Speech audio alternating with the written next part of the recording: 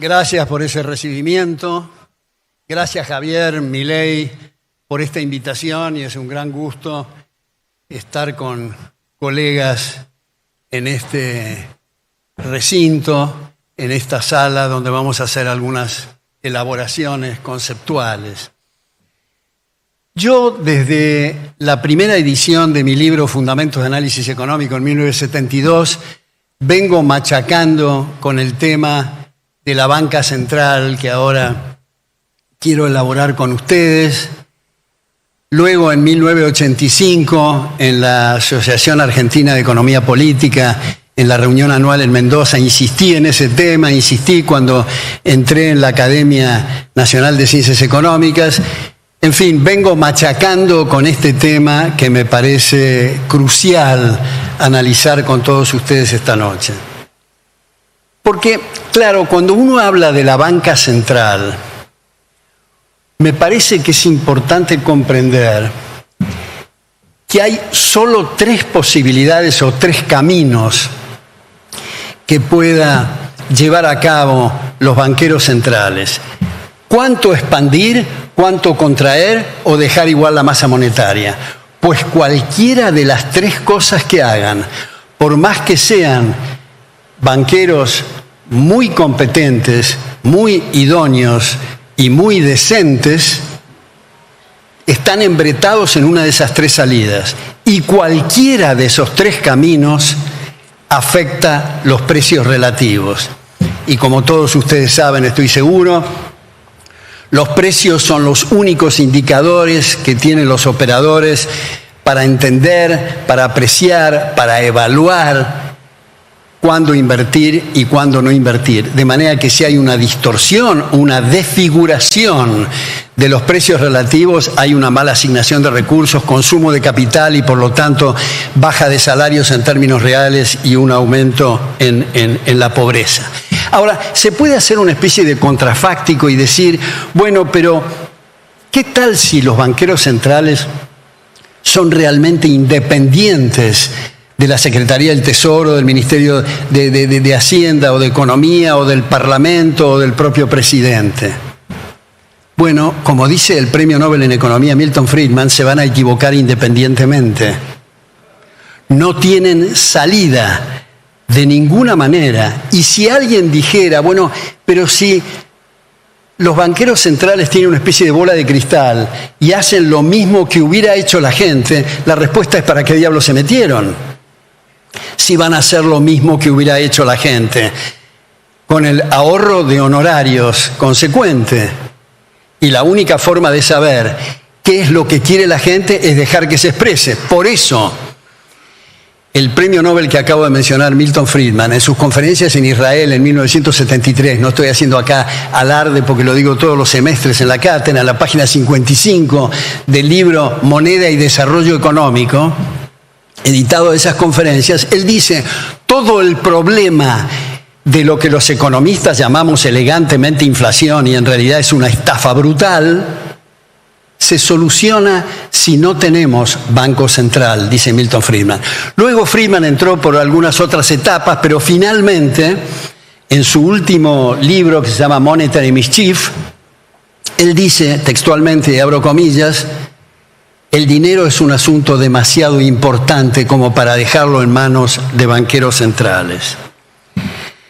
Ahora, Hayek ha abierto una línea de investigación muy interesante en un libro del año 76 del Institute for Economic Affairs llamado The Denationalization of Money, que bien traducido al castellano es la privatización del dinero. ¿Cómo? ¿La privatización del dinero? Sí, dice Hayek, estamos en el fetiche de decir que el dinero tiene que ser manejado por el gobierno. Tardamos, dice Hayek, 200 años en darnos cuenta del error y el horror de atar la religión al poder político. Esperemos que no se tarde 200 años más en darnos cuenta del error y el horror de atar la moneda a la llamada o mal llamada autoridad monetaria. Otro premio Nobel, Gary Becker, también ha subrayado lo mismo que ha dicho Hayek. Y en el caso argentino, Dado todos los malos ejemplos que estamos dando, tal vez podamos dar uno bueno y no tener esa cerrazón mental con telarañas que nos invaden en la mente, salir de la cuestión del statu quo conservador, ver un poco más lejos y dar un ejemplo y no caer en la falacia ad populum. Si nadie lo hace, está mal; si todos lo hacen, está bien. Con ese criterio no hubiéramos pasado nuestros ancestros del garrote y el taparrabo, porque el arco y la flecha era algo nuevo que no había sido ensayado hasta el momento. Ahora, cuando hablamos de eliminar el Banco Central y que la gente pueda elegir su activo monetario, eventualmente en el contexto argentino y en otros contextos similares, la gente está familiarizada en gran medida con el dólar, de manera que es posible que lo que elija en una primera etapa es el dólar. Y a veces decimos, en ese sentido, en una forma un poquito liviana, si se quiere, dolarizar. Esto significaría dolarizar. No es dolarizar estrictamente, sino eliminar el curso forzoso, eliminar la banca central y que la gente elija. Y si elige en la primera instancia el dólar, bienvenido. Pero abriendo el espíritu creativo, dando rienda suelta a la energía creativa, va a haber otros bancos, otras instituciones que se le van a ocurrir otras cosas, porque tengamos en cuenta que si endosamos el problema local a la banca central extranjera, léase la Reserva Federal, hay una cuestión de grado, pavadita de grado, dirán ustedes, entre el peso argentino y el dólar, pero no de naturaleza. Estamos embretados en el mismo problema. Recordemos que en Estados Unidos, cuando se creó la banca central, se llamó la Revolución del año 13, por 1913, y requirió una enmienda constitucional para que aparezca la Reserva Federal. Entonces, sabemos que en Estados Unidos, lamentablemente, se ha apartado mucho de los padres fundadores, se ha apartado mucho de los extraordinarios valores y principios de los padres fundadores, han aumentado el gasto, el déficit, la deuda, y ahora están con problemas también monetarios. Yo escribí, y paso otro chivo en este sentido, otro de mis libros es Estados Unidos contra Estados Unidos, para mostrar ese declive, de manera que tenemos que estar atentos. Pero en el futuro no sabemos si la gente va a preferir una canasta de monedas, el metálico u otra cosa. Tenemos que dejar abierto el proceso y no impuesto por banqueros centrales, porque sabemos que el conocimiento no es un puerto, es una navegación. Por eso cito habitualmente el lema de la Royal Society de Londres, que es nullius in verba, es decir, no hay palabras finales. Estamos siempre con nuevos paradigmas y con nuevos procesos. Ahora, es importante subrayar que cuando estamos hablando de inflación, estamos hablando de procesos exógenos, es decir, extraños al mercado, políticos y no endógenos queridos por el mercado. La inflación no está produciendo un aumento general de precios, como muchas veces se dice. Si fuera general no habría problema con la inflación. Eventualmente, si la inflación fuera 50% semanal, habría que llevar dinero en la carretilla, modificar los libros de contabilidad, las columnas de los libros de contabilidad, las máquinas de calcular, pero no habría ese desajuste, esa angustia entre precios y salarios. Por lo tanto, el efecto de la inflación es la distorsión en los precios relativos. Y esto es un fenómeno exógeno, lo cual no quiere decir que nosotros en el mercado decidimos aumentar y expandir la masa monetaria como consecuencias endógenas, como cuando era la época del patrón oro. La gente le daba más valor a la unidad monetaria, por lo tanto el poder adquisitivo aumentaba y por lo tanto le estaban transmitiendo una señal a los productores de ese metal aurífero para aumentar la producción, y esa es una cantidad de moneda aumentada endógenamente por el proceso de mercado. Se ha dicho que, muy equivocadamente, que el dinero es un bien público. Gente lamentablemente mal informada, porque la característica central del bien público es la no rivalidad y no exclusión. De manera que no tiene esa característica el dinero. No me quiero poner excesivamente técnico, pero esto significa que la externalidad está siendo internalizada en las transacciones individuales. Otro premio Nobel en Economía, James Buchanan, ha dicho que hay un debate con los sistemas bancarios.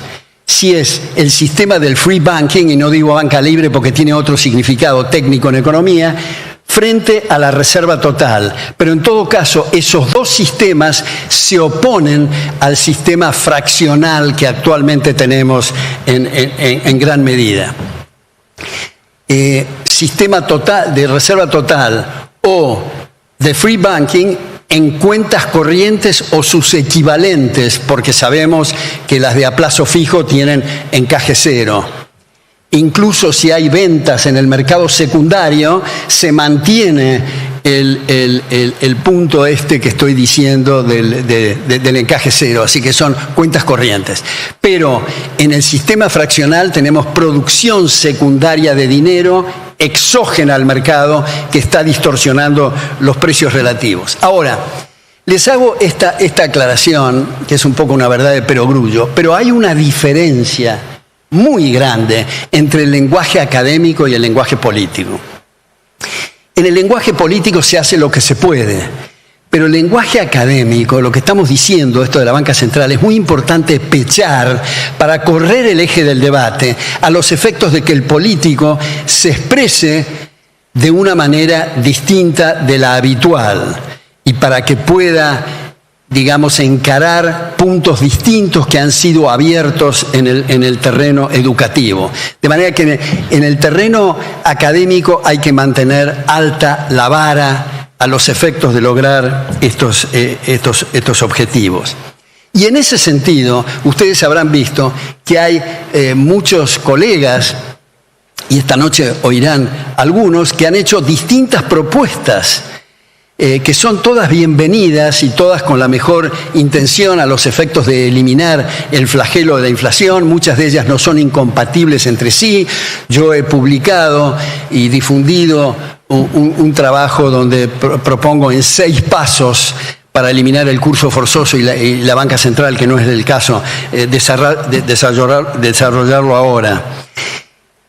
Pero tenemos que comprender que hay distintos matices entre nosotros, distintas propuestas, y como he dicho casi ad nauseam, los liberales no somos una manada y detestamos el pensamiento único, de manera que hay distintos canales a los efectos de explorar distintas posibilidades. Y dado que tengo un tiempo muy escaso para tener el gusto de hablar con ustedes, cierro esta pequeña análisis o comentario telegráfico con un pensamiento que yo espero que esta noche suene como un trueno colosal en esta sala, un trueno colosal de energía, y es de Martin Luther King, que dice: no le tengo miedo a los gritos de los violentos. Me aterra el silencio de los mansos. Muchas gracias.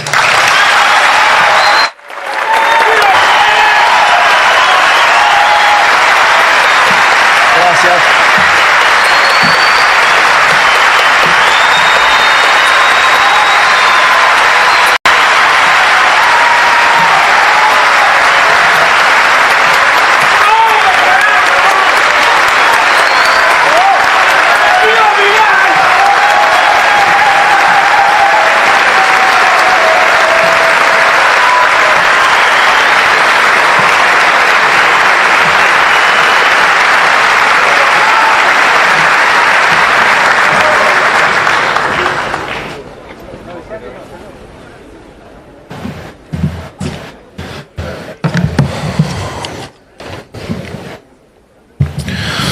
Bueno, el maestro Alberto Venegas Lynch nos habló de economía sin Banco Central. ahora, bueno, ex presidente del Banco Central de la República Argentina.